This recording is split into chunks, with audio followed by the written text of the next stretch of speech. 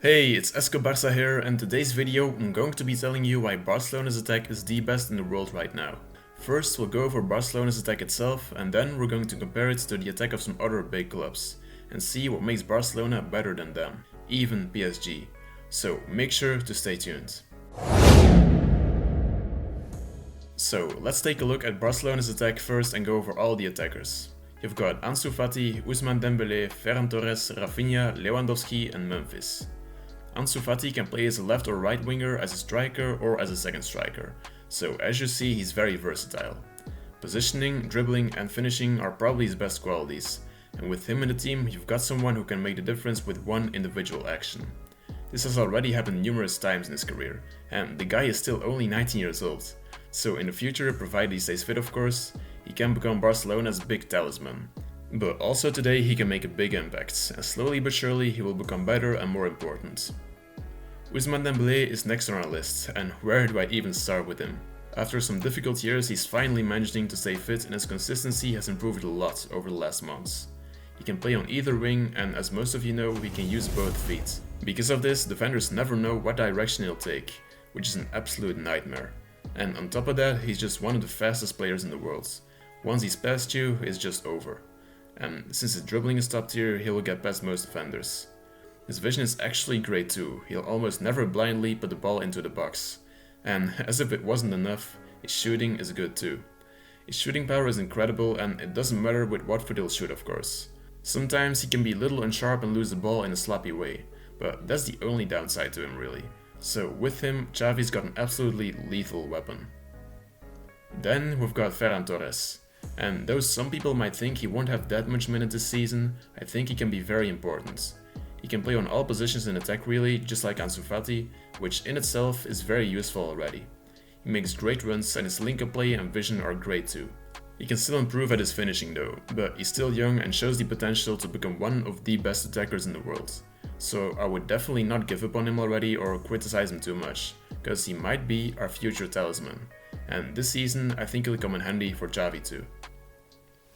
Next on the list is Rafinha. Just the perfect attacker for Barcelona. He's got a lot of flair, can entertain the crowd and plays without fear, just like some Barcelona legends.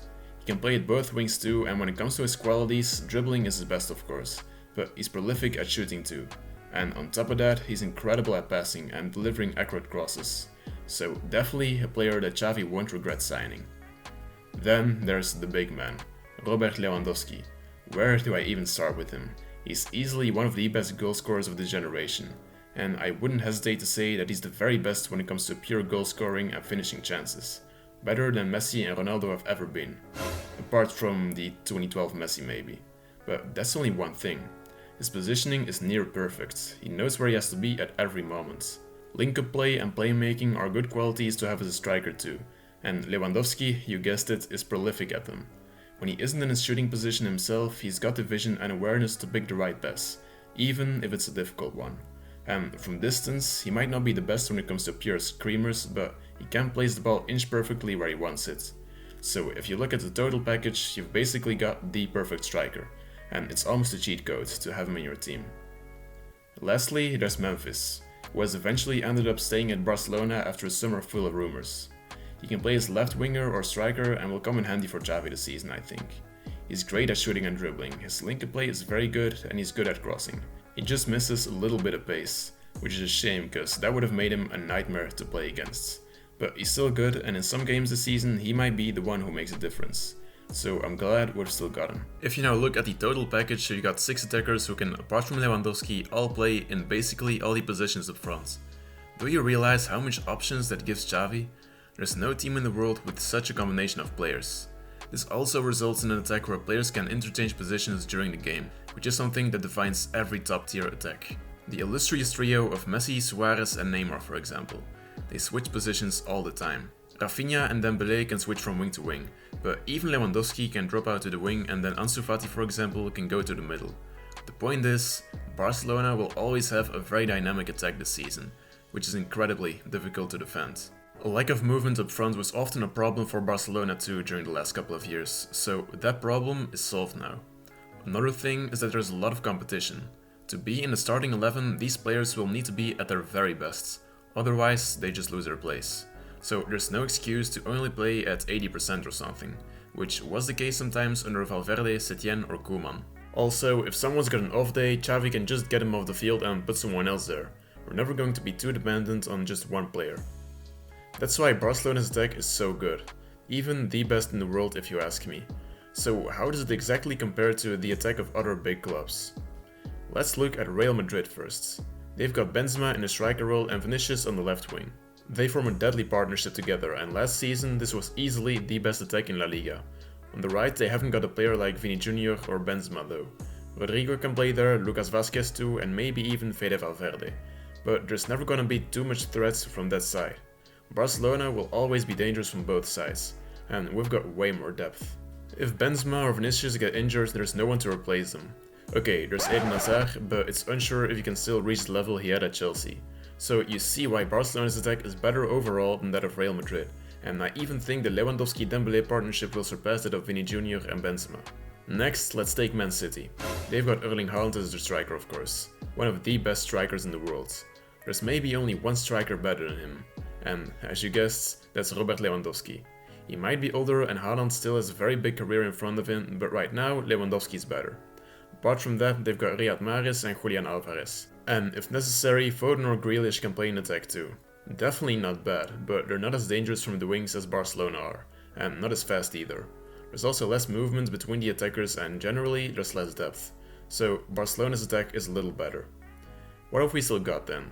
Liverpool, of course. Well, their attack is definitely quite stacked, with Firmino, Salah, Jota, Luis Diaz, Darwin Núñez and Fabio Carvalho. When it comes to depth, they might be as good as Barcelona, but there are some big differences between the two teams. First of all, most Liverpool attackers are less versatile, so the attack will generally be a little less dynamic. Also, I think that quality-wise, Barcelona are a little better. We've got the best striker in the world at the moment and some of the best wingers. What Liverpool miss is a striker of Lewandowski's level, surely after losing Sadio Mane, who bagged in his fair share of goals every year. Darwin Núñez obviously needs to be that player, but at the moment he's not on that level yet. So again, you see why Barcelona's attack is better. Now it's time for the real business. Barcelona's attack is great, but is it better than that of Bayern Munich? Die Rekordmeister has got Sané, Koeman, Gnabry and Sadio Mane, while Müller and Musiala can play in attack too. A scary looking attack indeed. But there's no one in there that will score over 50 goals in a season. With Barcelona, there is. Apart from that, it's difficult to say who's better. Bayern have got the same versatility and depth that Barcelona have, and their attack is easily amongst the best three in the world. Ironically enough, the big difference is just Robert Lewandowski. So, I just said Bayern is amongst the best three in the world. They would be in third place, and Barcelona in first if you ask me. And you all know who is in second by now. Paris Saint-Germain. A front three of Messi, Neymar and Mbappé. What could possibly be better? Barcelona indeed, but why? If it comes to pure quality in the starting three, PSG might indeed be a little better, but the difference is less big than you think it is. I would say Lewandowski is a little better than Mbappé, Dembele is just as good as Neymar and Messi stays Messi. He is the difference. I just said Dembele is as good as Neymar, and a lot of people probably don't believe me, but what would make Neymar better then? Finishing and playmaking, right? When it comes to dribbling, they're equal I would say, though Neymar isn't two-footed and isn't that fast. So overall, yeah, they're on the same level I think. That's only PSG's main trio though. Do you think that everyone will always stay fit or that no one needs to rest every once in a while? Without the big three, they've got Icardi, Sarabia and Etiquette. No one in there would even be above Memphis in Xavi's pecking order. Barcelona's got way better depth. This also means that if Dembele's got a bad day for example, Xavi can bring on Rafinha and he will want to prove himself, cause he was on the bench of course. If Neymar's got a bad day, what do you think will happen? He will just stay on the pitch. This is what makes Barcelona's attack better. Plus, all of our attackers are very disciplined and will always put a lot of pressure and help defending. You can't tell me that's the case with PSG.